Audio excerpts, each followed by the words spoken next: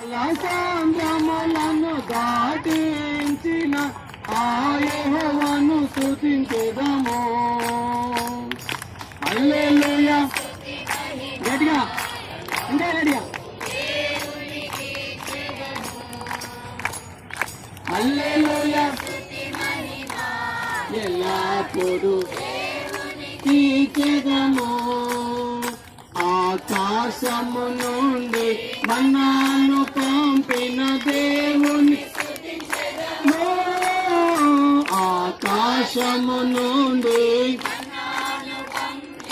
దేవుని స్తుతించెదము. బండల నుండి మధుర జలమును కెదము. హల్లెలూయా. స్తుతి మహిమ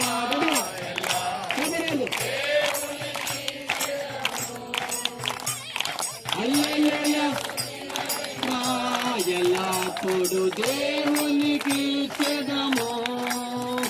ఆహా హల్లెలూయా హల్లెలూయా హల్లెలూయా. ఆహా హల్లెలూయా హల్లెలూయా హల్లెలూయా హల్లెలూయా హల్లెలూయా హల్లెలూయా హల్లెలూయా హల్లెలూయా. పరిగెత్తుతుంది. హల్లెలూయా. చక్రవర్తివి నీవే యేసయ్యా, నా సమ్మానానికే మహనీయుడవు నీవేనయ్యా, మహనీయుడవు నీవేనయ్యా. కృపా సత్య సంపూర్ణుడా, సర్వలోకానికే చక్రవర్తివి నీవే యేసయ్యా, సర్వలోకాని నీ ఆజ్ఞ మేరకు రహదారిగా మారగా, కాతిరే నీ జనులు బహుక్షణము మునిగిపోయెనే. ఆ జలములలోనే సత్తు సైన్యము మునిగిపోయెనే.